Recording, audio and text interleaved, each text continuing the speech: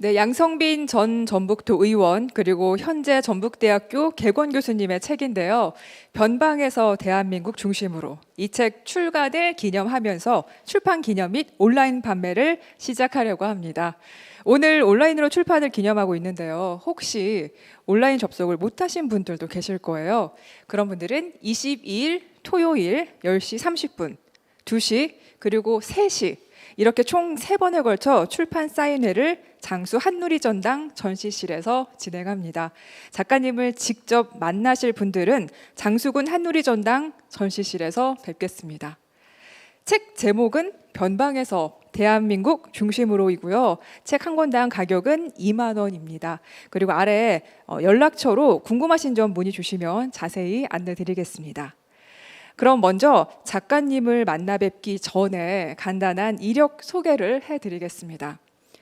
주요 저서는 양성빈의 고향 생각이 있고요. 주요 경력과 수상 내역을 말씀드리면 현재 더불어민주당 정책위원회 부의장 그리고 더불어민주당 전략기획위원회 부위원장 그리고 현재 또 공노총 소방공무원노조 정책자문위원으로 계시고요. 현재 전북대학교 혁신교육개발원 개건 교수이자 현재 더불어민주당 전북도당 혁신위원 그리고 의정활동연구소 소장 그리고 전 국회의원 비서관과 전 전라북도 의회 의원을 하시면서 도에서 그리고 국회에서 다양한 활동을 하셨습니다. 수상도 많이 하셨어요. 작년이죠. 2021년 더불어민주당 당대표 표창을 받으셨고 또 지방자치발전 공헌 대상과 더불어민주당 당대표 1급 포상 그리고 2018년에는 한국을 빛낸 사람들 대상 또 그 전해는 의정활동 우수도 의원상, 광역의원 좋은 조례 분야 대상, 2015년, 2016년에는 유권자의 날 유권자 대상을 수상하셨습니다. 그럼 작가님을 모셔보도록 하겠습니다. 작가님 안녕하세요. 네, 안녕하십니까. 네, 제가 작가님이라고 말씀을 드렸는데 호칭을 어떻게 하면 좋을까요? 작가님도 있고 또 의원님도 있고 또 교수님도 있잖아요. 어떤 게 편하실까요? 오늘은 그래도 출판을 기념하는 날이니까 네. 작가가 좋을 것 같습니다. 그리고 또 작가가 되고 싶어서 이 책을 준비했기 때문에 작가라는 얘기가 참 친숙하고 좋네요. 네, 그럼 이 자리에서만큼은 제가 작가님으로 오늘 네, 감사합니다. 불러드리겠습니다. 제가 얼마 전에 한 출판사에서 세계문학 전집을 라이브 커머스로 이렇게 판매하는 걸 봤거든요. 그걸 보면서 참 신기하다. 요즘 세상이 많이 바뀌었다라는 생각을 했는데 제가 지금 그 현장에 와 있는 게 더 신기하게 느껴지는데요. 온라인 판매 그리고 라이브 커머스라는 방식의 정치인 출판 기념회는 제가 들어본 적은 없거든요. 어떻게 이런 방식을 선택하게 되셨는지 궁금합니다. 네, 가장 큰 이유는 역시 코로나19가 주범일 것 같고요. 보통은 정치인 출판 기념회는 우리가 세가시라고 그러죠. 그래서 선거를 앞두고 이렇게 하는데 저 같은 경우는 제 책에 대한 애정도 있고 하기 때문에 어떤 방법으로든 좀 우리 유권자들 그리고 우리 이 책을 볼 우리 독자들에게 좀 다양한 새로운 방법으로 이렇게 좀 소개를 하고 싶었어요. 그래서 저한테도 의미가 있지만 우리 농업 농촌을 사랑하시는 우리 독자들에게도 좀 의미 있는 시간이 좀 되고자 그리고 감염병에 우리가 좀 방역 수칙을 제대로 지켜야 하잖아요. 그래서 이런 방식을 선택하게 됐습니다. 네. 그러면 조금 더 미루거나 아니면 하지 말까? 이런 생각도 하셨을 것 같거든요. 네, 많이 했습니다. 지난 15일에 사실은 출판 기념회를 준비를 했었는데요. 출판 기념회를 준비를 하면서 사회적 거리두기 관련해 가지고 이 재연장이 되면서 다시 한 주를 미뤘는데 또 다시 연장이 됐거든요. 그래서 안 할까 그런 고민도 좀 했었습니다. 하지만 제가 이 책을 출판하기 위해서 3년 동안 매달 한 번씩은 꼭 내가 이런 책을 출간을 해야지라는 그런 생각을 하고 있었기 때문에 부득이 또 이런 라이브 커머스를 선택을 하게 됐고요. 또 오늘 이렇게 우리 또 아나운서님하고 이렇게 얘기할 수 있는 기회 얻은 거 보니까 잘했다 생각이 드는데요. 네. 네, 그렇게 깊은 고민 뒤에 만들어진 네. 자리인데 그만큼 책 소개를 좀 더 잘 해주셨으면 좋겠어요. 저도 궁금한 거 많이 여쭤보도록 할게요. 가장 먼저 궁금한 건 책 제목이에요. 책 제목이 변방에서 대한민국 중심으로입니다. 어떤 의미가 담겨 있을까요? 네, 제 고향 장수, 전라북도 장수군, 대한민국 전라북도 장수군. 거의 대부분 동부 산악권, 전라북도의 아주 작은 그런 장수라고 다들 그렇게 생각을 하시거든요. 그리고 오지라는 표현을 많이 쓰죠. 제일 추울 때만 중앙방송에 출연하는 그리고 인구 소멸, 지방 소멸 지역으로 가장 먼저 이렇게 떠오르는 지역. 하지만 이제는 인터넷이 발달하고 IT 강국이잖아요. 우리나라 같은 경우는 그래서 이제는 글로벌화 돼 있는 세상이기 때문에 우리가 여기에 산다라고 그래서 장수에 살고 있는 양성빈이라는 사람이 장수에 살고 있는 군민들이 꼭 변방이라고만 느끼지 않아도 될 것이다. 그리고 이런 농업 정책들을 위해서 농업 정책들을 통해서 우리가 대한민국의 중심에 쓸 수 있다. 저는 그런 생각을 합니다. 그래서 제목을 변방에서 대한민국 중심으로라고 이렇게 좀 약간 크게 잡긴 했지만 충분히 그렇게 가능하다라고 저는 생각하고 있고요. 그런 장수가 되기를 또 희망하면서 힘써 나가겠습니다. 네. 네. 이 책에 보면 총 46편의 칼럼이 실려 있더라고요. 네, 맞습니다. 그럼 네. 그 중에서 이 장수를 위해서 내가 가장 애착을 가지고 있는 글이 실린 부분이 뭐가 있을까요?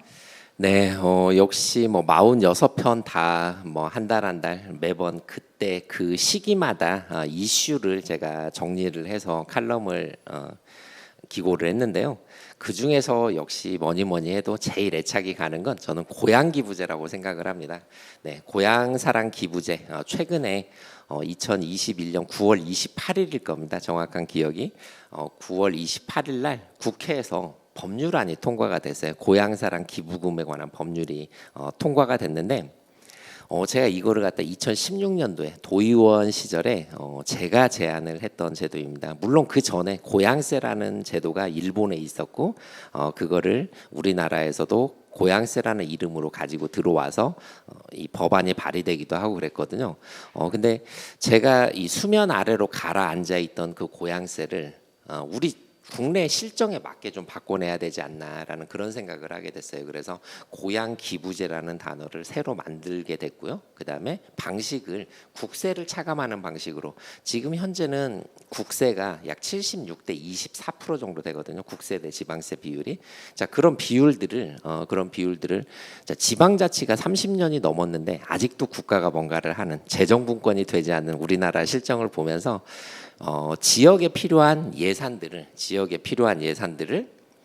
국가에서 지방으로 이전을 해야 된다. 사실은 그런 큰 의미를 담고 있고요. 또 하나 가장 중요한 게 있거든요. 농산물, 식량주권이라는 얘기를 하고 우리 먹거리를 얘기를 하는데 실제 가격이 제값을 받지 못해요. 자, 제값을 받지 못하는 여러 가지가 문제가 있겠지만 거의 대부분 생활물자라고 해가지고 조금만 올라가면 국가에서 컨트롤을 하기도 하고요. 자, 농사를 짓는 직접 생산을 하는 사람은 돈을 벌지 못하는 그런 구조가 돼 있어요. 자, 그래서 그러면 이거를 갖다가 제값받는 농업을 어떻게 실현시킬까에 대한 그런 고민이 고향 기부제의 답례품이었습니다. 고향 기부제 답례품이라는 게 실제로 소비되지 않을 수 있는 것들을 고향에 기부하면 이 기부받은 지자체에서 그거를 기부한 사람한테 농특산물로 주게 된다면 직거래 효과가 생길 거고요. 실제로 소비되지 않는 그런 농산물들이 소비될 수 있는 그런 조건들을 만들어내게 되는 거죠. 그럼 자연스럽게 소비가 되면서 가격도 올라갈 거고 또 직거래가 되기 때문에 유통 마진이 줄어들면서 우리 농민들은 잘 살 수 있게 되는 그런 구조인 거죠. 그래서 고향사랑 기부제가 저한테는 가장 큰 의미가 있고 이 책에도 가장 중요한 부분을 차지하고 있다라고 생각을 합니다. 네. 그러니까 아까 일본의 그 고향세라는 걸 보고 이렇게 이름을 바꿔서 다시 발의를 하신 걸로 말씀해 주셨는데 네네.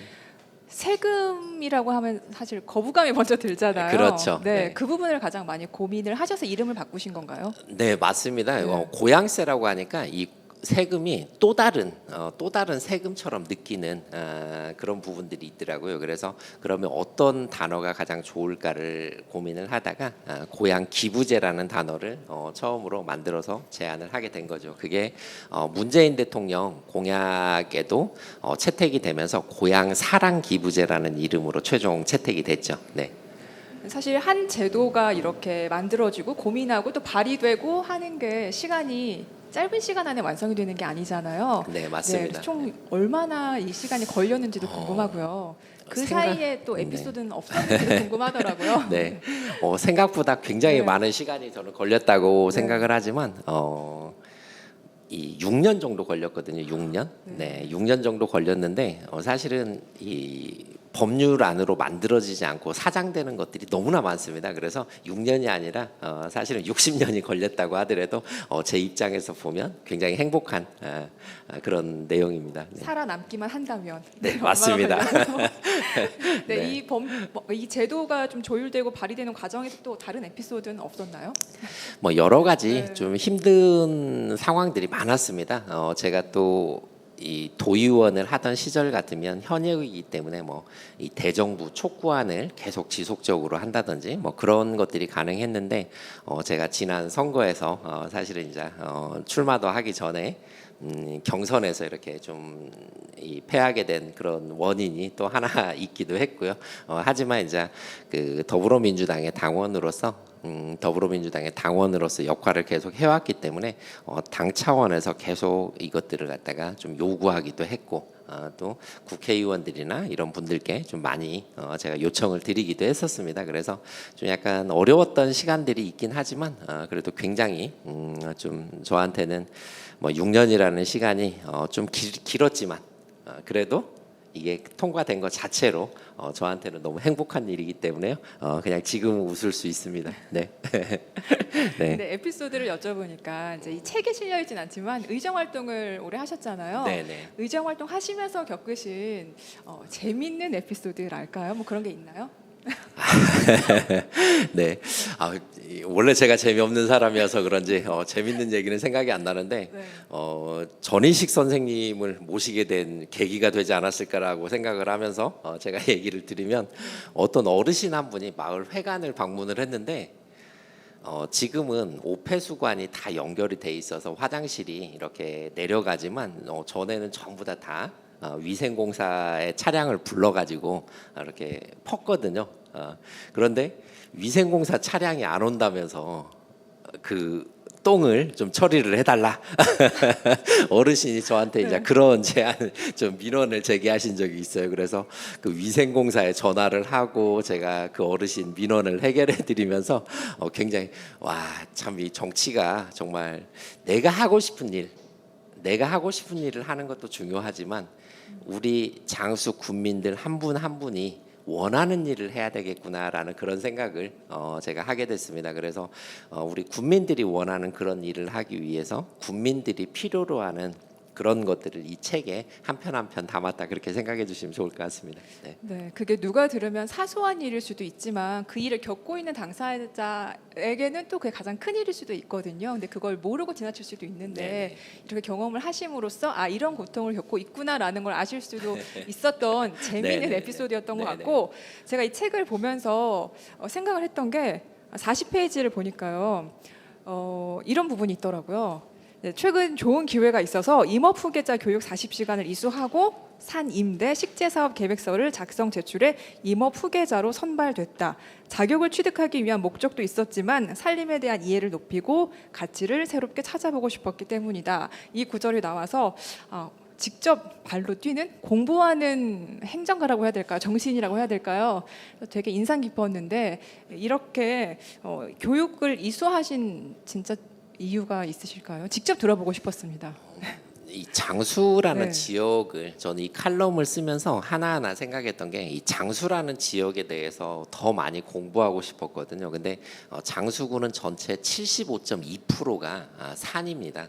75.2%가 산인데 산을 활용한 그런 관광, 뭐 환경, 경관 사업들이 사실은 이루어지지 않고 그걸로 살림 소득이 제대로 소득 사업화 되지 않았거든요. 그래서 제가 그러면 직접 임업 후계자도 돼보고 내가 이런 것들을 통해서 살림 소득을 한번 만들어 보자 그런 생각이 있었습니다. 그래서 실제로 임업 후계자를 제가 선정이 되고 크라우드 펀딩을 받아서 네. 저는 산양삼을 심었습니다. 그래서 지금은 사실은 저도 임업인입니다. 그래서 직접 경험을 네네. 하시니까 또 고충도 아시고 필요한 부분도 아실 것 같아요. 그렇죠. 네. 이 현장에 답이 있다. 저는 항상 그렇게 생각을 하고요. 현장을 매일매일 누비면서 거기에서 체득한 그런 내용들을 이 책에 칼럼으로 썼기 때문에 더 소중한 거고, 아까 뭐 코로나19 때문에 방역 때문에 출판 기념회를 안 하는 것도 고민을 해보지 않았냐라는 그런 얘기를 했는데, 전 사실은 좀 자랑하고 싶습니다. 제 책에 대해서 네. 이게 현장에서 들었던 얘기들을 직접 실은 거기 때문에. 그리고 지금 현재 제도화돼 있지만 그 제도가 좀 잘못된 부분들에 대해서 이렇게 수정했으면 좋겠다, 이런 걸 좀 바꿨으면 좋겠다라고 하는 얘기들을 맨 마지막에 거의 대부분 다 정리를 해놨거든요. 그래서 좀 행정 공무원들도 그다음에 유권자들도 이렇게 노력하고 있는 정치인 양성빈이 있다, 작가 양성빈이 있다, 그런 걸 좀 알아주셨으면 감사하겠다라는 마음으로 사실은 네. 오늘 출판 기념회를 준비하게 된 거죠. 네. 네, 책을 보니까 뭐 덕분에 저도 공부를 많이 할 수 있었던 게 뭐 산림 사업으로 독일이 유명하다 뭐 이런 부분도 있었고, 그래서 독일의 예도 많이 들어주셨고 또 이렇게 예를 들어주시고 공부를 하시고 하는 걸 보면서 이 부분들이 정책이 좀 반영이 되면 좋겠다라는 생각도 하면서 이 책을 읽을 수 있었던 것 같습니다. 실제로 임업 직불금에 네. 관한 얘기도 이 책에 네, 있거든요. 나오더라고요. 근데 임업 직불금 반드시 필요하다. 그렇게 제가 이 칼럼에다 썼더니 산림청에서 굉장히 네. 높으신 분이 전화가 왔어요. 이런 칼럼을 써주셔서 너무 감사하다. 근데 실제로 네. 올해 10월 달부터 임업 직불금이 시행됩니다. 그래서 네. 우리 임업인들이 직불금을 받을 수 있거든요. 그래서 누군가는 계속 주장을 하면 반드시 이루어지더라. 저는 그런 것들 때문에 너무 뿌듯하고, 앞으로도 좀 이런 좋은 기회가 있다라면 계속 칼럼도 쓰고 제 생각을 좀 정리해 나가려고 노력하는 그런 작가 양성빈이 되겠습니다. 네, 네. 네, 네. 좀 다른 이야기가 좀 뒷부분에 실려 있더라고요. 그러니까 정책에 관한 얘기는 아니지만 제가 이 웰다잉에 대한 부분을 읽으면서 제가 작가님의 유튜브를 들어가서 JTBC에서 대담을 하셨던 영상을 봤어요. 네, 네. 보는데 이제 부모님 이야기를 하시면서 그 눈물을 글썽이시는 영상을 보고 저도 마음이 좀 짠했는데, 그 영상을 먼저 보고 이 책을 보고 나니까 좀 더 가슴이 아프긴 하더라고요. 그래서 추신을 보니까 157페이지에 추신을 쓰셨더라고요. 이제 글을 쓰며 아름다운 죽음을 준비하자고 하지만 좀 더 오래 뵙고 싶은 자식의 마음은 어쩔 수 없는지 눈물이 계속 흐른다라는 부분이 있었는데, 이 추신은 언제 쓰셨던 부분인지도 여쭤보고 싶었어요. 네. 와, 제가 너무 무거운 얘기를 꺼낸 게 아닌가 죄송한 마음이 들기도 하는데. 네. 제가 아버지가 폐암 투병을 하시고 돌아가시게 됐거든요. 근데 3년 동안 아버지를 모시고 병원을 다니면서 많이 생각을 했어요. 그 전에 웰다잉 관련된 조례도 만들고 했는데 네. 사실은 건강한 삶을 사시고 이 편안하게 이렇게 돌아가실 수 있도록 하는 거, 그게 사실은 웰다잉이라고 생각을 하는 거고요. 근데 내 죽음도 미리 기획할 수 있겠다라는 그런 생각을 하게 된 거죠. 항상 그냥 몸이 갑자기 아파져가지고 병석에 누워 계시다가 돌아가시게 되고, 또 그리고 여기 웰다잉에 이제 이 관련된 거 보면 요즘에 최근에 많이 나오는 얘기이기도 한데, 아직까지는 이게 그 장례 문화에 대해서 생전 장례식을 치르는 그런 것도 굉장히 한번 생각해 볼 필요가 있다. 저희 아버지한테도 사실은 좀 말씀을 드리고 싶긴 했었어요. 왜냐하면 아버지가 작년 5월 달에 이제 돌아가시게 됐는데, 정작 아버지가 돌아가시면 저를 보고 위로해주기 위해서 찾아오는 제 손님들이잖아요. 근데 아버지가 돌아가시기 전에 그 아버지의 지인분들을 한번 만나게 해줬으면 좋겠다라는 그런 생각이 좀 많이 들었거든요. 그래서 이게 좀 약간 우리 대한민국의 새로운 문화로 좀 자리 잡는 거, 그것도 웰다잉 중에 하나가 아닐까라는 저는 그런 생각도 해보면서 뭐 이런 내용들을 좀 쓰긴 했었어요. 그래서 아름다운 죽음이란 진짜 없을 것 같습니다. 하지만 그 아름다운 죽음을 스스로 만들어가는 건 가능하지 않을까.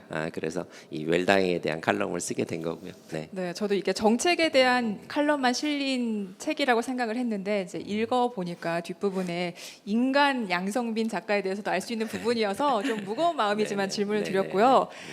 이렇게 질문을 드린 김에 오늘 함께 해주신 전희식 선생님을 모셔봐야 될 것 같아요. 네네. 왜냐하면 전희식 선생님 고향이 함양이신데 치매 어머니를 모시기 위해서 장수에 오셔서 지금 17년째 생활을 하고 계신다고 알고 있습니다. 그럼 먼저 제가 전희식 선생님에 대한 소개를 해드리고 선생님을 모셔보도록 하겠습니다. 작가님께서는 보니까 이 변방에서 대한민국 중심으로라는 책에 5페이지나 되는 따뜻하면서도 또 냉철한 조언, 바람, 희망 같은 추천사를 써 주셨더라고요. 책 똥꼬치로 유명하신, 제가 너무 강조해서 읽었는지 모르겠는데요. 네, 똥꼬치로 유명하신 전문 작가님의 추천사가 눈에 띄었습니다. 독자의 입장에서 이 추천사를 써주신 전희식 선생님을 모시고 이 책의 의미를 들어보고 싶어서 자리에 함께 모셨습니다. 작가님 안녕하세요. 네, 반갑습니다. 네, 이렇게 두 분의 인연을 제가 궁금해서 좀 여쭤봐야 될 것 같아요. 네, 어떤 인연이 있으셨나요? 두 분의 기억이 다를 수도 있습니다. 그럼 먼저 전희식 선생님 먼저 설명을 해주시고 다음에 양성빈 작가님의 설명을 들어보도록 할게요. 네, 이 기억이 서로 이렇게 빗나가면 난처한데, 예, 저는 아주 선명한 기억이 있습니다. 여러 장면 중에 첫 장면인데요. 오래됐네요. 벌써 한 7, 8년 전에 장수 지역의 장수신문이라는 지역신문을 우리가 창간을 했었고 개소식을 했습니다. 사무실 개소식. 군수님도 오시고 또 지역 관계 요로 계신 분들이 다 오셨는데 그때 오셨어요. 아마 기억을 못하는 날일 수가 있죠. 많이 왔으니까. 근데 안 가시는 거예요. 대부분 오면 사진 찍고 가잖아요. 네. 그렇죠. 바쁘시니까 군의원, 도의원 다들 사진 찍고 악수하고 불이나게 가시는데 안 가시고 끝까지 지역신문에 대한 얘기를 나누시는 거예요. 그래서 별로 안 바쁜 정치인이구나. 이 기억이 제 첫 기억입니다. 그럼 이 기억을 다시 한번 여쭤봐야 될 것 같아요. 양성빈 작가님은 두 분의 인연이 어떻게 시작되셨다고 기억을 하고 계신가요? 저는 선생님을 처음 뵌 게 사실은 제 기억 속에는 제가 정치 지망생으로 이렇게 다니고 있을 때 우리 지역 내 그 환경 문제 재활용 플라스틱 재활용 공장이 들어온다라고 해가지고 집회를 하신 적이 있어요. 근데 그 집회 현장에 선생님이 계셨어요. 그래서 내가 잘 모르지만 저런 분들이 저 앞에 나서서 저렇게 그 재활용 플라스틱 재활용 공장을 갖다 반대하시면서 그 시위를 주도하시는 모습을 보고 지역에 건강한 어르신이 계시는구나. 우리 지역도 우리 희망이 있고 그렇다 그런 생각들을 사실은 개인적으로 했습니다. 근데 그때 당시는 제가 아직 정치인도 아니었고 제가 얼굴이 알려진 상태가 아니었기 때문에 그때 그 이미지가 사실은 저한테는 굉장히 많이 남았고 그 이후로 이제 아까 서로 똥 얘기를 한 번씩 주고 받았는데 네, 그래서 지금까지 이렇게 인연을 이어오고 있습니다. 네. 네, 저는 제가 기억에 남았던 게 앞서 소개를 해드린 것처럼 5페이지나 되는 추천사를 써주셨더라고요.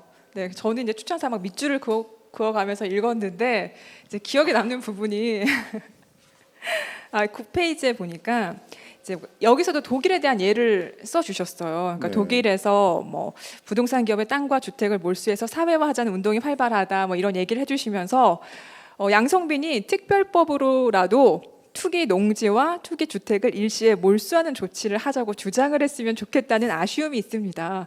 젊은 정치인이 그런 객기라도 부릴 수 있어야 이 사회가 이 정치가 바뀌지 않을까 합니다. 라고 말씀을 해주셔서 너무 직설적으로 말씀해 주신 게 아닌가라는 생각이 들어서 그게 한편으로는 따뜻함이 느껴지면서도 또 차가운 마음과 이성을 담아서 쓰신 글이 아닐까라는 생각을 했거든요. 네, 어떤 마음으로 이게 구절을 쓰시게 됐는지 궁금해서 여쭤보고 싶었습니다.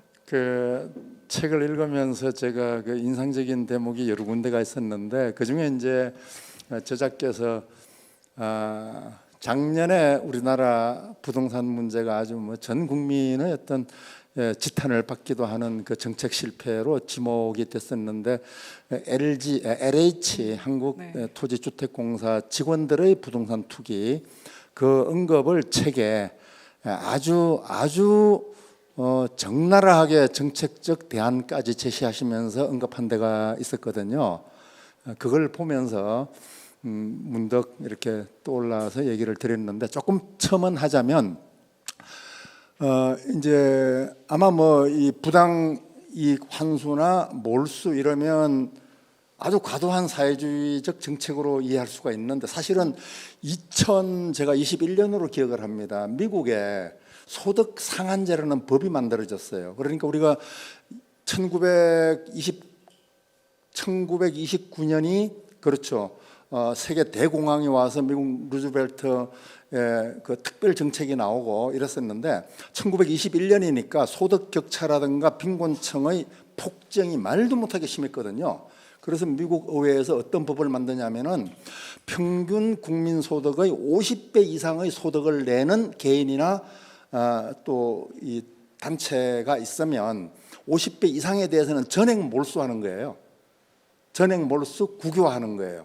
아주 극단적인 조치였죠. 그런 몰수라고 하는 것이 사실 극심해지가는 소득격차, 빈곤층 확정 이런 데 대한 정책으로 얼마든지 다뤄질 수 있고 또 독일에서도 이런 정책이 검토된다는 면에서 좀 더 과감한 정책을 앞으로 이제 정치인으로서 또 지역의 수장으로서 여러 가능성을 가지고 있는 젊은 정치인이니까 그런 좀 과감성을 좀 보여줬으면 하는 이런 마음이 있었습니다. 네, 좀 약간 아쉽지만 더 노력해 보겠습니다. 네. 네, 아까 말씀해주신 것처럼 건강한 어르신과 그리고 객기라도 부릴 수 있어야 하는 건강한 젊은 정치인이 함께 지금 제 옆에 두 분이 앉아 계시는데 혹시 두 분이서 이제 추천사를 써주셨잖아요. 네, 또 뭐 감사의 말씀을 전하시고 싶으실 수도 있는데요. 뭐 다양한 이야기. 네.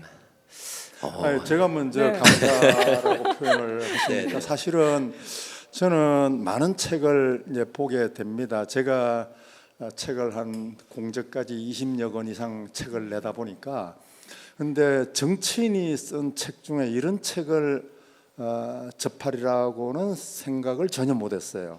그래서 감사합니다. 감사하는 마음으로 흔히 이제 책이 한 권 제가 나올 때마다 독자들이 농담 삼아 야, 책 한 권 내는데 몇 권이나 책을 읽냐 그러면 한 100권은 읽지 이러는데 아마 제가 볼 때 한 4, 5년에 걸쳐서 이 책을 쓰셨고 이 책을 쓰시면서 100권 아니라 1000권에 이르는 많은 분량의 정책 자료 또 해외 사례 이런 것이 다 응축됐다는 느낌이 들더라고요. 그래서 이런 책을 내는 정치인이 있다는 사실에 감사 마음을 갖게 됩니다.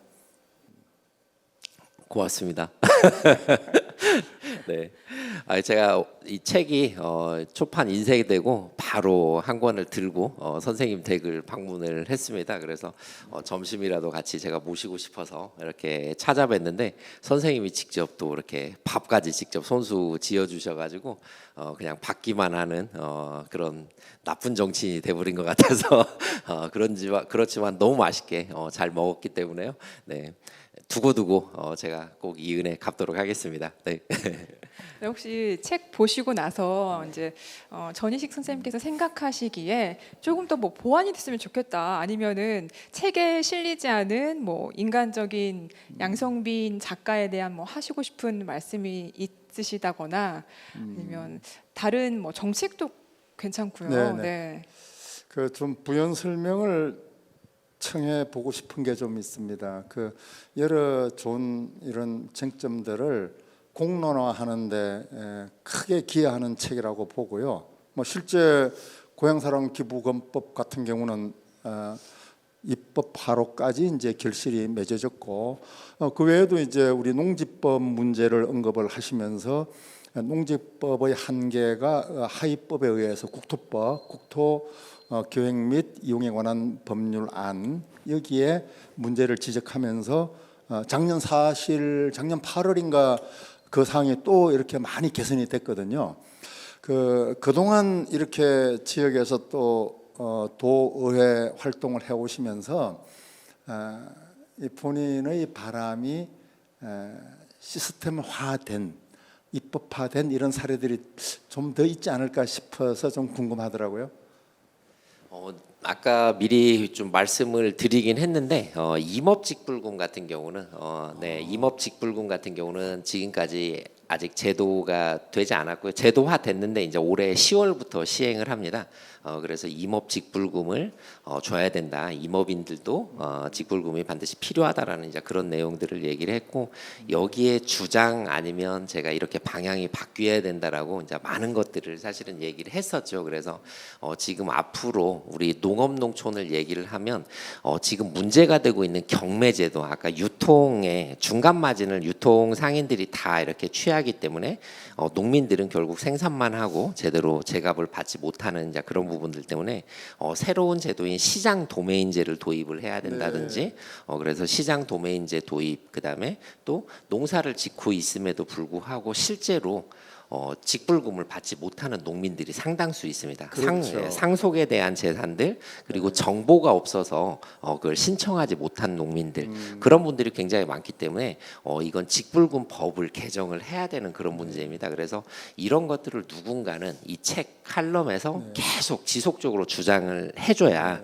이게 바뀌어 나가거든요. 그래서 아직은 이게 바뀌지 않았지만 앞으로 바뀌어 나갈 것들은 굉장히 많다라고 생각을 하고요. 앞으로도 이런 정책들, 그러니까 제가 아직 지금 현재 이 전업 작가도 아니고 그다음에 또 계속 매일 출강을 하는 교수도 아니고 조그만 이렇게 그 일반 사업을 운영을 하고 있지만, 의원님들을 상대로 주로 이제 강의를 다니고 좀 그랬거든요. 지난 3년 동안 쉬면서 이 칼럼도 썼지만 강의를 다니면서 이런 얘기들을 주로 계속 해왔어요.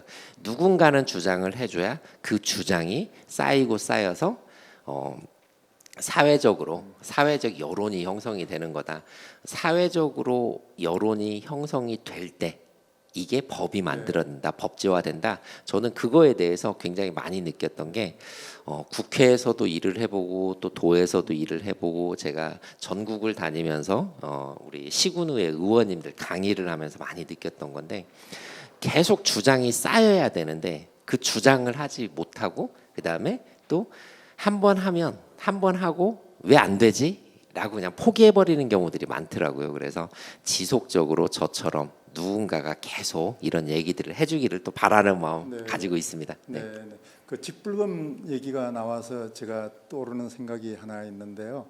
책에도 보면은 농지 조건이 너무 엄격해서, 예를 들면은 작년 2021년 직불금을 수령하려면 2017년에서 2019년까지 직불금을 수령했던 농지여야 한다. 네, 맞습니다. 그럼 기농 기촌하신 분들은 그런 농지를 구할 수도 없고, 그래서 보면은 농지 조건을 완화해야 된다라고 이렇게 말씀을 하셨어요. 그것도 핵심적인 개정 사항이 되겠죠. 네, 맞습니다. 이게 우리 직불금을 줘야 되는 이유들이 우리나라 식량 자급률은 45.8%밖에 되지 않습니다. 지금 코로나 팬데믹이 오면서 자국 보호무역주의를 채택하는 나라들이 많고, 그다음에 당장에 먹을 거부터 수출을 중단을 하거든요. 그래서 먹을 게 만약에 중단이 되고 하늘길 백길이 다 막혔을 때 과연 우리는 이 식량에 대해서 어떻게 할 것이냐. 지금은 부족함이 없거든요. 다 밥을 남기고 사실은 그러는데, 실제로는 물 부족 국가, 식량 부족 국가가 대한민국이다라는 거, 이걸 꼭 인지를 하셨으면 좋겠고, 국회에서 또 국회의원님들이 이런 걸 입법으로 개정해주기를 좀 바라는 마음이고, 앞으로도 이런 주장들을 계속 해나가겠다. 또 약속을 드려야 되겠네요. 네네. 네. 방금 이제 식량 작업률 얘기를 하셨잖아요. 제가 추천사에도 썼지만은 사실 식량 작업률, 곡물 작업률 개념을 모르는 분들이 너무나 많거든요. 그런데 이번 책을 보면서 그 개념을 너무 정확하게 이렇게 구사를 하시더라고요. 사실 우리나라 흔히 식량 작업률 20% 초반대다 이러는데, 곡물 작업률이 20% 초반대거든요. 네, 맞습니다. 근데 어떻게 그런 어떻게 보면은 사소할 수도 있지만은 그런 개념 하나하나가 제가 그래서 이 책을 읽으면서 아주 이 흥겨웠던 게 문장론적 측면에서도 너무 문장이 완벽한 거예요. 내용도 이 흥미롭지만은 문장 구성이 너무 탄탄해서 아주 놀랐거든요. 그래서 이 식량 작업률, 곡물 작업률 개념 포함해서 그런 문장 구성 이런 것들이 어떻게 난 전업 작가가 될까 봐서 약간 긴장이 돼요. 이게 출판 시장이 요즘 굉장히 얼어붙었거든요. 제가 또 그 책이 나올 건데 전업 작가로 이렇게 등단하시면은 좀 제가 긴장되는 것 같습니다. 알고리즘을 그거 지금 보고 느끼시고. 싶네요. 너무 칭찬을 좀 과하게 해주셔서 저는 책 쓰는 재주는 글 쓰는 재주는 많지 않은 것 같고요.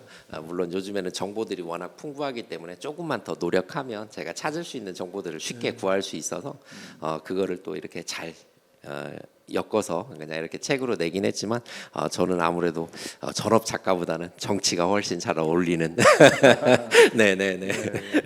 네, 지금 전업 작가 전희식 선생님과 정치인 양정빈 작가와 함께하고 있습니다. 네, 저도 이제 두 분과 이야기를 나누면서 공부할 게 많아서 계속 이렇게 받아 적으면서 이야기를 듣고 있는데요. 전희식 선생님 A4 용지를 보니까 빼곡하게 또 적혀 있더라고요. 아무래도 궁금하신 점이 많으실 것 같은데 더 여쭤보실 게 있으면 한번 직접 양 작가님께 질문을 해주셔도 좋습니다.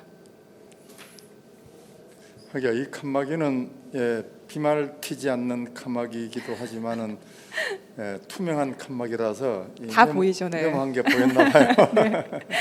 안 보이게 해야지. 아니 이렇게 제가 좀 더 할 얘기가 있었는데 물어봐 주시니까 너무 고맙습니다.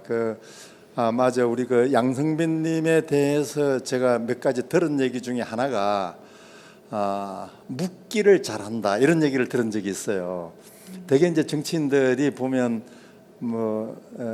해주고 싶은 얘기가 엄청 많을 거 아니에요, 그죠? 근데 우리 양성빈님은 뭘 자꾸 묻는다.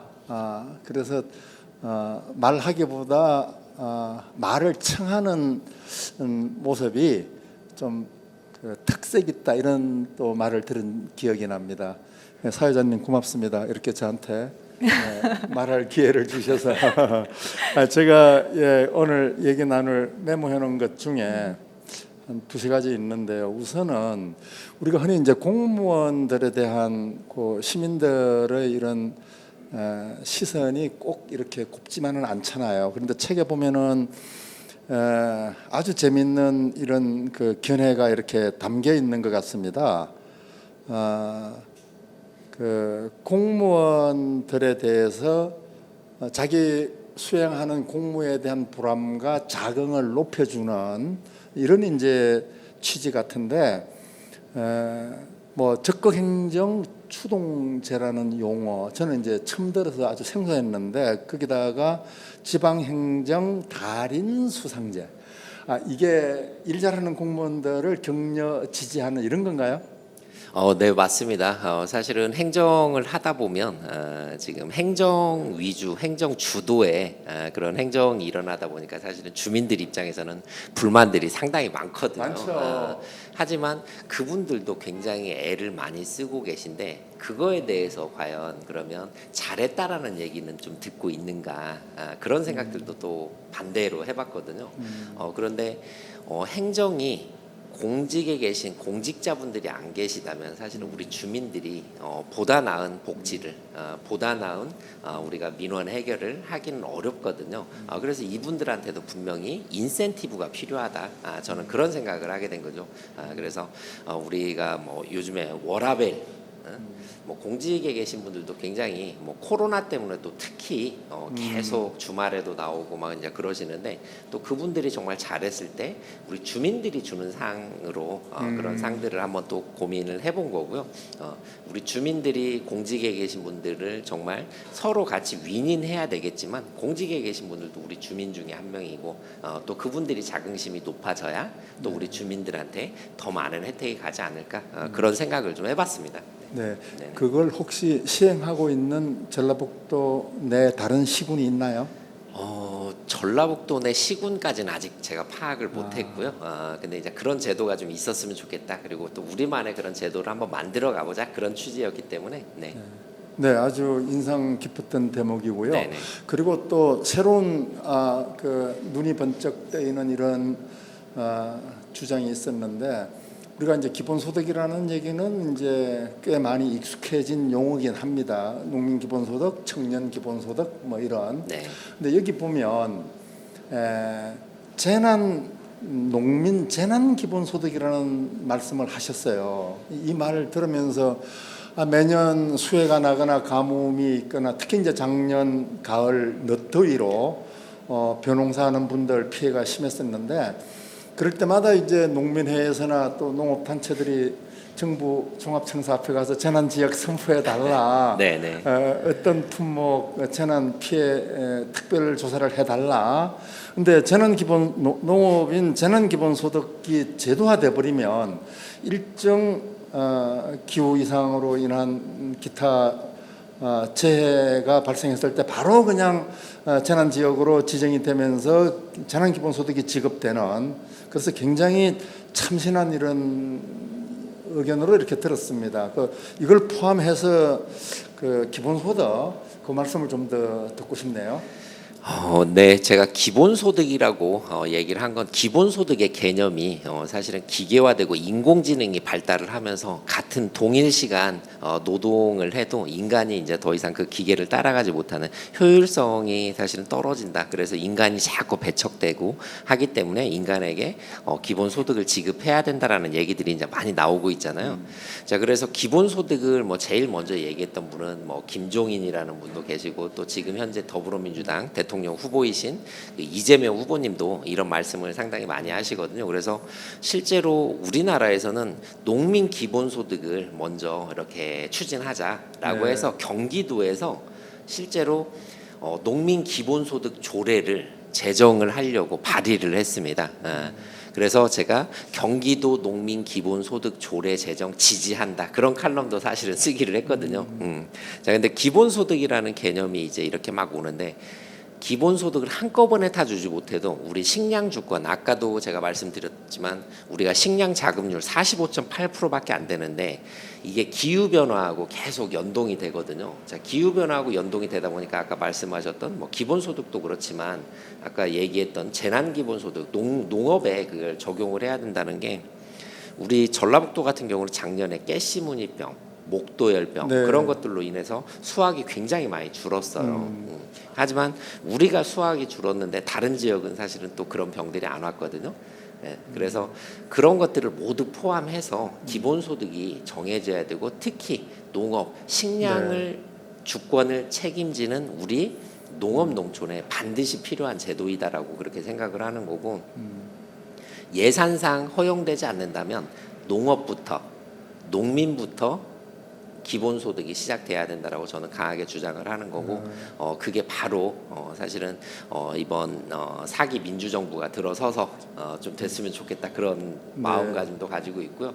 만약에 그게 안 된다면 지금은 이제 우리가 지방자치제니까 지방자치에서 시작을 할 수 있도록 하는 것도 하나의 방안이 될 거라고 생각을 합니다. 그래서 여러 가지 농업 농촌을 살릴 수 있는 방안들에 대해서 연구하다 보니 이런 칼럼들이 좀 많은 거고 저는 기본소득 지지자로서 오늘 작가이자 또 기본소득 지지자로 또 얘기를 하고 있는 겁니다. 네. 네. 네. 사회자님 하나 더 물어도 될까요? 네, 당연합니다. 네. 사회자 허락을 받아야 이 출판 기념이 아니고 청문 같은 그런 느낌이 있습니다. 아니, 다중적 위치에서 얘기를 나누는 것 같아요. 가까운 뭐 후배이자 또 존경하는 정치인이자 또 지역 같은 주민 이런 다면적인 이런 그 제가 위치에 있지 않나. 네. 그래서 더 얘기가 좀 편해지네요. 예. 제 편의에 따라서 이쪽 입장을 취하고 또 이쪽 입장을 취하고 같은 또 작가 네. 차원에서 또 얘기를 나누기도 하고. 네. 근데 자꾸 작가란 말을 하시니까 계속 또 이제 위협이 이게 되시는 본능적으로 거죠? 네. 긴장이 전업 작가로 전향하진 않겠습니다. 네. 저기 이제 아까 고향사랑기부금법, 네, 저도 정말 그 법이 입법화되는 과정을 보면서 정말 농촌 이 뭐 흔히 지방 소멸 얘기, 출산율 저하, 또 뭐 급증하는 이주민 여러 얘기 속에 희망의 불꽃처럼 여겨졌는데 이게 이제 2023년 1월 1일부터 본격 시행이 되잖아요. 네, 맞습니다. 그러면 이제 그 사이에 아마 시행령이 나올 테고 시행령 나오고 이제 지방 조례가 만들어지고 조례 시행령, 시행규칙 이런 것들이 만들어질 텐데 그럼 장수도 조금 선제적으로 그 2023년 1월 1일 전면 시행을 앞두고 우리가 준비할 필요가 있겠네요. 네, 23년 1월 1일부터니까 이제 불과 이제 1년이 채 남지 않았네요. 그래서 그 사이에 이제 시행령이 만들어지고 나면 표준 조례안이 내려올 겁니다. 그래서 표준 조례안을 준비를 하고 우리는 그 답례품을 그러면 과연 어떤 것들을 답례품으로 할 것인지, 어떤 품목을 할 것인지, 그다음에 뭐 어떤 규격으로 할 것인지, 그다음에 뭐 몇 퍼센트를 할 것인지 그런 것들을 좀 정해 나가야 되겠죠. 근데 저는 제 개인적인 의견으로는 장수가 아까 우리 산림 얘기를 우리 사회자님이 물어보셨는데 전체 면적 중에 75.2%가 산지거든요. 그래서 좀 평지가 많이 없습니다. 그래서 우리가 농지가 절대적으로 부족하기 때문에 사실은 고소득 작물, 작은 평수에서 많은 소득을 올릴 수 있는 그런 고소득 작물을 해야 된다면 친환경이 앞으로는 조금 더 대세가 아니겠는가. 그래서 그런 답례품에 대한 부분은 좀 친환경 제품들을 좀 했으면 하는 그런 개인적인 생각들이 있습니다. 네. 그러면 자연스럽게 공익형 직불제에서 요청받고 있는 환경 친화적인 농산물로 우리 그 기존의 이런 관행 농업이 전환되는 효과도 있겠네요. 네, 기존의 관행 농업을 한꺼번에 없애지는 못할 겁니다. 네. 기존에 계신 어르신들도 우리가 이제 고령화가 많이 되어 있기 때문에 그 어르신들에게 다른 농업을 사실은 요구를 하거나 그런 것들로 전환을 시키는 게 쉽지만은 않을 겁니다. 하지만 앞으로는 계속 친환경 쪽으로 전환이 되고 관행 농업에서 좀 고소득 작물, 그다음에 또 기후 변화 때문에 스마트팜으로 이렇게 변화되는 그런 부분들이 많이 있을 거라고 생각을 하거든요. 그러면 거기에 중장기 계획을 반영을 해서 변화시켜 나가는 그런 방향을 좀 설정을 하고 가야 되지 않겠나, 저는 그렇게 생각을 합니다. 네, 그 아무래도 이제 책에 나온 이야기 중심으로 이제 대화를 나누게 되는데요. 또 하나 이게 이제 아무래도 제 눈에 이렇게 걸렸던 거겠죠. 제 관심 분야기도 하고 그 전라북도 복지 얘기를 하면서 농촌 지역 복지의 그 소위 부박함, 그 빈약함을 언급을 하시거든요. 전라북도 총 예산에서 한 37%가 복지 예산으로 들어간다 이랬는데 아마 장수도 그 비율로 따지면 그에 못지 않을 거라는 생각은 들어요. 왜냐하면 뭐 목욕탕 티켓 나오지 또 뭐 행복택시라고 해서 소위 교통복지 분야에 의료복지 분야에 들어가는 복지 재정이 굉장히 많을 것 같은데요. 아무래도 이제 농촌은 우선 떠올려지는 게 이제 고령화, 노인. 제가 지금 계북의 그 양악마을에 그 장수군 치매 없는 마을 그 이제 운영위원으로 활동을 하고 있거든요. 그래서 지역의 그런 노인 인구가 장수군은 얼마인지는 모르겠는데 상당히 심각한 노령화율을 보일 거라고 봐요. 그래서 지역 복지를 어떻게 좀 다뤄야 될지. 네, 우리 선생님께서 질문해 주신 것 중에 노인 인구가 저희 장수는 35.57%입니다. 65세 이상 어르신이. 좀 초고령하네요. 초를 몇 개나 사용을 해야 될지 모르겠어요. 뭐 이렇게 해야 될지 모르겠는데. 21%면 초고령 사회인데. 그렇죠. 35.57%나 되는 거니까 전체 아까 인구가 21,695명이 이번 주 장수군 인구거든요. 그래서 이번 주 인구인데 65세 이상이 7,000명이 넘었습니다. 7,716명이 65세 이상이십니다. 그래서 실제 거주 인구로 놓고 보면 훨씬 더 많을 거라는 거죠. 그렇죠. 그러니까 주소지만 두고 나가서 뭐 학생들 학교를 다닌다든지 젊은이들. 군대를 갔다든지 자 그런 경우는 여기 생활을 안 하기 때문에 그런 부분들이 있을 거고요. 뭐 치매에 대한 얘기, 뭐 불치병이잖아요. 치매를 아직까지 뭐 이렇게 어떻게 뭐 치료하는 뭐 그런 약들이 없지만 전 그래서 이런 고령화에 대비한 그런 기능성 작물에 대한 좀 그런 고민들을 좀 하고 있었습니다. 그래서 제가 좀 계속 관심을 가지고 있었던 건 그 버섯 쪽이 항암하고 뭐 그런 부분들, 그다음에 성분들이 많이 들어있다라는 걸 알고 좀 버섯을 요즘에 좀 공부를 하고 있거든요. 그래서 기능성 작물, 그다음에 거기에서 뭐 냉동 건조 시켜가지고 이 성분, 치매에 좋은 성분을 추출해내는 그런 것들도 R&D 연구 사업으로 하면 좋지 않겠는가, 저는 그런 생각도 좀 가지고 있고. 그래서 우리 복지가 여러 가지 다양하게 있지만 결국은 장수 같은 경우는 어르신들이 워낙 많기 때문에 더 생각하지 않을 수 없고, 또 가장 취약한 거라고 우리가 많이 느끼는 것 중에 의료, 예, 의료에 대한 부분, 예.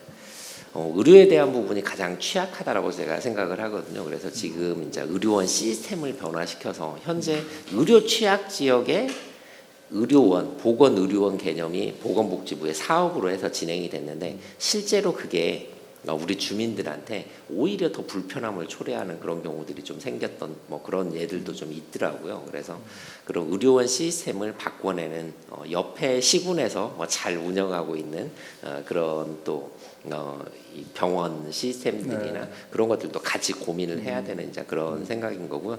뭐 오늘 여기엔 담겨져 있지 않았지만 다양하게 지금 뭐 경제적인 부분, 그다음에 의료 부분, 그다음에 또 우리 교육 부분에 대한 여러 가지 다양한 얘기를 좀 공부하고 있고 준비를 하고 있습니다. 그래서 오늘은 이제 출판 기념이기 때문에 그런 얘기를 다 담아낼 수는 없지만, 그렇죠. 예, 그 고령화, 초초초 고령화된 우리 장수군 사회를 어떻게 유지하고 또 어떻게 새롭게 전환하고 변화시킬 것인가, 그런 내용들을 이제 앞으로 더 또 이 다음에 출판 기념회가 끝나고도 그런 얘기들을 계속 많이 이어나가도록 그렇게 하겠습니다. 네.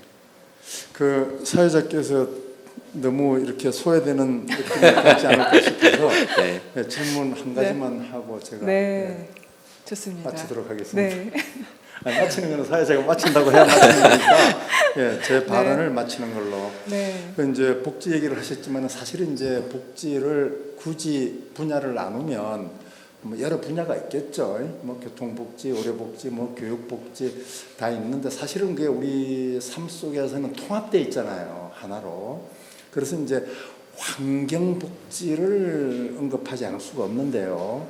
이제 흔히 우리가 오래된 그 논쟁점이기도 합니다. 개발이냐, 환경이냐. 그 우리 양성빈님 책에서 아주 또 주목할 만한 대목이 하나 있어요. 그게 뭐냐면 이익 공유제라는 말씀을 하셨어요. 그 우리 천천면에 작년 한 해 정말 진통을 겪었죠. 양지마을, 네네. 지풍골. 장수군에서 사업 불허 판정을 내릴 때까지 정말 그 주민들이 그 사업자 측의 횡포와 강압에 맞서면서 군청 농성까지 하고, 그래서 이제 이런 그 태양광 발전소가 산림을 훼손하고 농지를 깔아뭉개면서 그 지역 주민들의 삶을 피폐하게 하는 이런 데 대해 가지고 이익 공유제라는 아주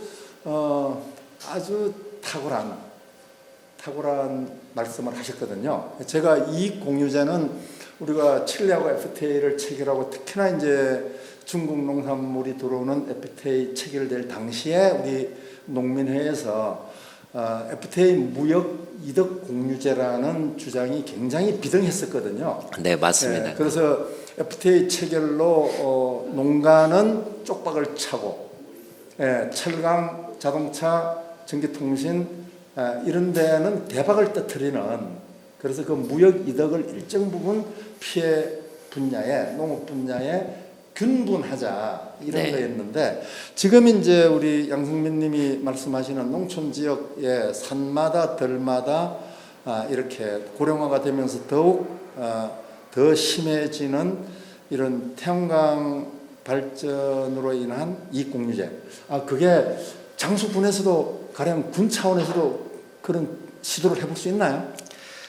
여러 가지 뭐 정책적으로 또 법적으로 이렇게 막혀져 있거나 그리고 이 우리 지방재정법, 지방자치법 뭐 그런 법에 보면 여러 가지 나오는데 법률의 범위 안에서 해야 되는 것들이 사실은 지금 현재 지방자치의 한계거든요.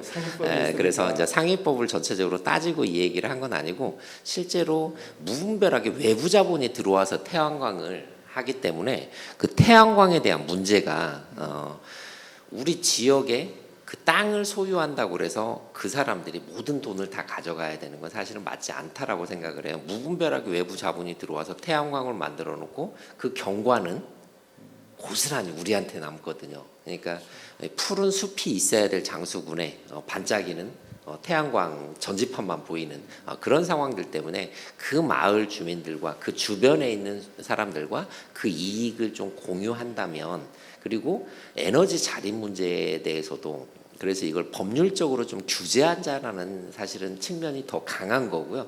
이득을 공유하는 것보다는 사실은 법률적으로 무분별하게 외부 자본이 들어와서 우리 산하를 이렇게 헤쳐나가는 것들을 갖다가 하지 말아야 된다라는 게 사실은 첫 번째라고 생각을 하는 거고, 이익을 공유하는 건 어쩔 수 없이 들어와 있을 때 그 마을 주민들과 그 마을 주민들은 더 좋은 환경을 볼 수 있었음에도 불구하고 그렇지 못하기 때문에 어쩔 수 없이 거기에 태양광 단지가 설립이 된다면 그것들을 그 주변과 공유하자, 그런 측면에서 사실은 말씀드린 겁니다. 그래서 이걸 태양광을 하자라는 의미가 아니라 좀 이왕이면 무분별한 태양광은 좀 지양하고 어쩔 수 없이 해야 되는 상황이 된다면 그 이익들을 공유해서 서로 좀 분배하는 그런 과정을 만들어내자라는 그런 측면입니다. 네. 네, 좋은 것 같아요. 예, 충청남도에서 그 제도를 시행한 사례집을 제가 봤거든요. 네. 그래서 그 네네. 지역 주민들은 땅과 통행, 도로를 제공하고 사업주는 안전, 모든 재난으로부터의 안전, 환경 파괴로부터의 보전, 이런 것을 사업주는 보장해서 거기서 나온 발전 이득금을 일정한 비율로 나누는 이런 걸 하고 있는 데도 있더라고요. 근데 사적 이익을 전체적으로 행정에서 그걸 갖다 컨트롤할 수 없고 그걸 규제할 수 없으니 서로 자율적으로 사업자와 그 주민들 간에 네. 이제 자율적으로 하는 것들을 이제 권고할 그렇죠. 수는 있겠죠. 그래서 그런 분위기를 만들어 가야 무분별한 자본도 들어오지 않을 네. 뿐더러 들어와서도 그분들은 그냥 여기서 설치해 놓고 해 잘 뜨면 돈을 버는 그런 시스템이 아니라 그 동네 주민들과 함께 하자라는, 그래서 네. 제가 좋아하는 뭐 함께라는 그런 단어인데, 함께 하자라는 취지로 생각해 본다면 반드시 가능할 거라고 생각을 하고요. 네네. 전희식 선생님이 또 이 지역에서 생활을 하시고 활동을 하고 계시고 농부 작가이시기 때문에 확실히 두 분의 대화가 너무 깊은 대화가 오갔던 것 같습니다. 지금까지 깊은 대화가 오갔으니까요. 저는 재미로 가볍게 마무리를 한번 해보려고 해요. 유튜브에서 유시민의 알릴레오라는 프로그램을 보신 적이 있으실지 모르겠어요. 책 소개를 하는 프로그램인데 거기서 하나 하는 코너인데요. 책 속에서 내가 꼽은 문장이라고, 책꼽문이라고 해서 한 책에서 가장 인상 깊은 구절이라든지 뭐 나에게 가장 와닿았던 구절을 한 문장씩 꼽는 그런 코너가 있더라고요. 저희도 한번 따라서 해보려고 합니다. 자, 한 문장씩 준비를 해 보셨나요? 제가 즉석에서 제안을 드렸었거든요. 네, 전희식 선생님부터 먼저 한번 여쭤볼게요. 나의 책꼽문 어떤 문장이 있을까요? 네, 아주 곤혹스러운 요청입니다. 어디를 펼치나. 예, 제가 쫙 펼쳤는데 바로 마음에 드는 문장을 발견했습니다. 농민의 의견이 최대한 수용되어 농민에 의한, 농민을 위한 농산물 가격 최저 보장제가 되기를 희망한다. 네, 몇 페이지에 나와 있는 네, 구절인가요? 53쪽인데요. 네. 정말 이게 사실 이게 뭐랄까 무슨 시지프스의 징벌이라고 할까. 풍년이면 농산물 값이 바닥이라서 고민이고, 흉년이면은 팔 게 없어서, 그래서 흉년이건 풍년이건 관계없이 모든 가격은 생산비에 일정한 마진을 붙이는 게 가격을 구성하는 기본 요소단 말이죠. 이게 그거는 어디나 철칙입니다. 거기에 합당하지 못하면 생산을 중지하는 거니까. 그래서 농민들의 최저 농산물 가격 보장제라고 하는 것은 가장 기후 변화의 피해와 영향을 많이 받는 농민들로서는 자기 삶에 대한 안정을 보장받는 거죠. 그래서 이 최저 농산물 가격 보장제 이게 가장 가슴에 와 닿았습니다. 네, 그래서 그 문장을 책권문으로 꼽아주셨습니다. 네, 혹시 제가 먼저 할까요? 작가님 먼저 할까요? 제가 먼저 하고 마지막 작가님이 책권문으로 마무리를 하는 게 낫겠죠? 네. 네, 제가 꼽은 문장은요. 아까도 말씀을 드렸지만 157페이지에 나와 있는 웰다잉에 대한 부분입니다. 157페이지에 나와 있는 문장입니다. 하지만 준비된 죽음을 맞이한다면 가족과 친구들도 슬픔의 강도는 약해지고 스스로도 자신의 죽음을 더 아름답게 마무리할 수 있을 뿐만 아니라 준비하는 과정 속에서도 삶도 조금은 더 아름답게 변해갈 수 있지 않을까 생각하며 전북 지자체들이 웰다잉 문화를 조성하고 확산시켜 주기를 바란다라는 문장인데요.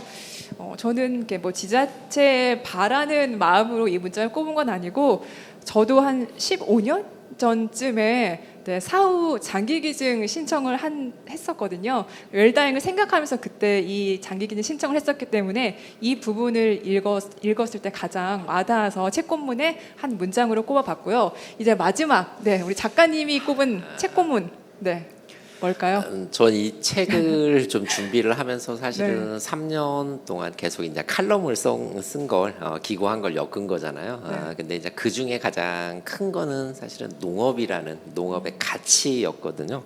그래서 제가 이 책 제목을 쓸 때, 책 제목은 전체를 바라보고 쓰고, 그다음에 이제 목차는 또 그 안에 또 소소한 것들을 나누기 위해서 이렇게 만들잖아요. 근데 목차를 나눴던 얘기 중에 지속 가능한 농업의 가치.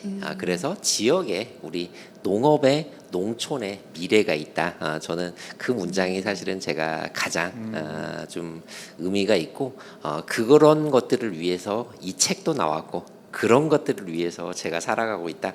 그렇게 좀 말씀드리고 싶습니다. 그래서 우리 지역에 많은 주민들이 정말 미래가 있음을, 가치가 있음을 좀 알고 같이 했으면 좋겠다. 그래서 그 다음 챕터로는 너와 나, 우리를 위한 지역이라는 이제 그런 챕터를 또 만들었는데, 그 안에가 그냥 그런 의미가 있고, 또 제가 이 책을 쓴 그 의미가 또 여기에 다 담겨져 있는 거죠. 그래서 저는 이걸 선정을 했습니다. 지속 가능한 농업의 가치, 우리 지역에 미래가 있다. 네네.